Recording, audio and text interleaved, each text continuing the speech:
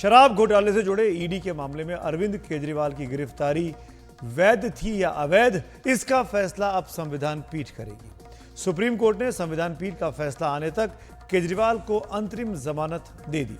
हालांकि केजरीवाल अभी जेल में ही रहेंगे क्योंकि 26 जून को सीबीआई भी उनको शराब घोटाले के एक मामले में गिरफ्तार कर चुकी है। यानी दो मामले थे, एक ईडी का, एक सीबीआई का। ईडी के मामले में जमानत मिली अंतरिम तौर पर, लेकिन सीबीआई का मामला अभी भी चल रहा है, इसीलिए अरविंद केजरीवाल अभी भी जेल में ही रहेंगे। अरविंद केजरीवाल को अंतरिम जमानत देते हुए सुप्रीम कोर्ट ने कुछ शर्तें भी रखी हैं। 50,000 रुपए का जमानती बॉन्ड देना होगा। मुख्यमंत्री कार्यालय दिल्ली सचिवालय नहीं जा पाएंगे। आधिकारिक फाइलों पर जरूरी न हो तो हस्ताक्षर नहीं करेंगे। एलजी की मंजूरी पाने के लिए जरूरी हो तभी हस्ताक्षर करेंगे। केस में अपनी भूमिका के बारे में कभी कोई टिप्पणी नहीं करेंगे। वो किसी भी गवाह के साथ बातचीत नहीं करेंगे। मामले से जुड़ी किसी भी फाइल तक उनकी पहुंच नहीं होनी चाहिए। अंतरिम जमानत को बड़ी बेंच वापस ले सकती है। सुप्रीम कोर्ट से अंतरिम जमानत मिलने के बाद आम आदमी पार्टी ने बीजेपी पर तीखा हमला बोला। दिल्ली सरकार में मंत्री आतिशी ने कहा कि केजरीवाल की रिहाई रोकने के लिए साजिश के तहत सीबीआई केस में उनको गिरफ्तार किया गया था। उनको पता था, ये कहना है आम आदमी पार्टी का, कि ईडी के केस में अरविंद को जमानत मिल सकती है, इसीलिए एक नया केस सीबीआई का उन पर थोपा गया है। सुनते हैं क्या कहा आतिशी ने। मैं आज भारतीय जनता पार्टी को ये कहना चाहती हूं कि इस देश के एक के बाद एक हर न्यायालय ने आपके षड्यंत्र का पर्दाफाश किया।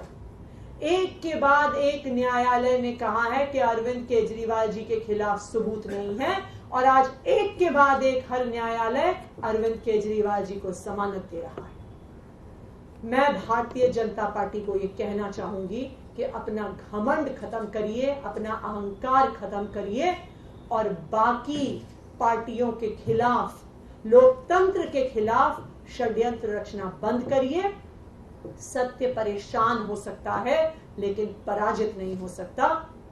अरविंद केजरीवाल की ये जमानत आज पूरे देश के सामने ये साफ कर देती है कि अरविंद केजरीवाल सत्य के साथ खड़े थे, खड़े हैं और खड़े रहेंगे। इस बीच भारतीय जनता पार्टी ने अरविंद केजरीवाल के मुख्यमंत्री बने रहने पर ही सवाल उठा दिया है। दिल्ली से बीजेपी की सांसद नई नवेली बनी बांसुरी स्वराज ने कहा कि केजरीवाल सत्ता के मोह में सीएम की कुर्सी पर अड़े हुए हैं। बांसुरी स्वराज ने कहा कि केजरीवाल की जिद के कारण दिल्ली में संवैधानिक संकट की स्थिति पैदा हो गई है। साथ ही उन्होंने आम आदमी पार्टी के सहयोगी दल कांग्रेस पर भी तीखे वार किए। इतना जरूर कहूंगी कि एक कॉन्स्टिट्यूशनल क्राइसिस और एक पॉलिसी पैरालिसिस उत्पन्न हो रहा है और माननीय मुख्यमंत्री अरविंद केजरीवाल जी की जिद के कारण कि वो सीएम के पद से त्यागपत्र नहीं देंगे। अब तो सुप्रीम कोर्ट का एक इशारा भी आ गया है, इसलिए नैतिकता पर उनको त्यागपत्र अवश्य देना चाहिए। कांग्रेस और आम आदमी पार्टी पे बस एक ही मुहावरा लागू होता है, चोर चोर मौसेरे भाई।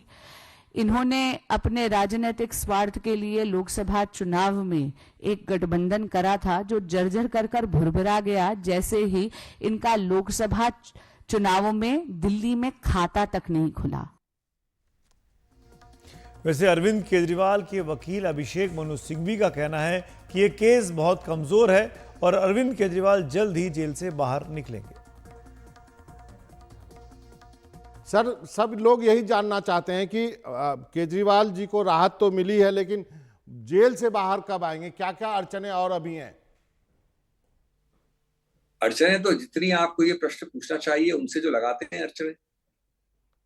मैंने जून 2024 में जब अरविंद केजरीवाल को गिरफ्तार किया गया सीबीआई के अंतर्गत, तब इसको कहा था इंश्योरेंस अरेस्ट। ये एक इंश्योरेंस वाली गिरफ्तारी है। इंश्योरेंस क्या होता है मनोरंजन? जब एक चीज गिर जाए तो दूसरी चीज से आपको फायदा मिल जाए।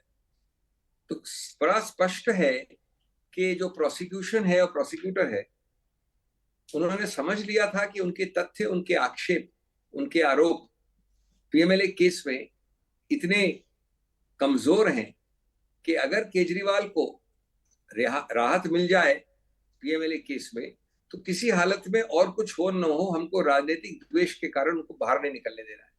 तो किया क्या उन्होंने, ये आपको वकील नहीं होना पड़ता समझने के लिए, बड़ा सरल है। 2022 के बीच की ये लिकर स्कैम की केस है। 2023 के बीच पहली बार 1 साल बाद सीबीआई बुलाती है, पहली बार अरविंद केजरीवाल 9 घंटे उनको इंटेरोगेट करती है। उसके बाद आज तक जून तक कुछ नहीं करती। बीच में 2 साल बाद मार्च 2024 में ईडी उनको अरेस्ट कर लेती है। वो जेल में सड़ रहे हैं, उनकी दलीलें सुन ली गई हैं, जजमेंट निर्णय उच्चतम न्यायालय का आरक्षित है। आप उनको अचानक जब वो हिरासत में हैं पीएमएलए के, तब जाके वापस उनको गिरफ्तार करते हैं सीबीआई में जून 2022 में।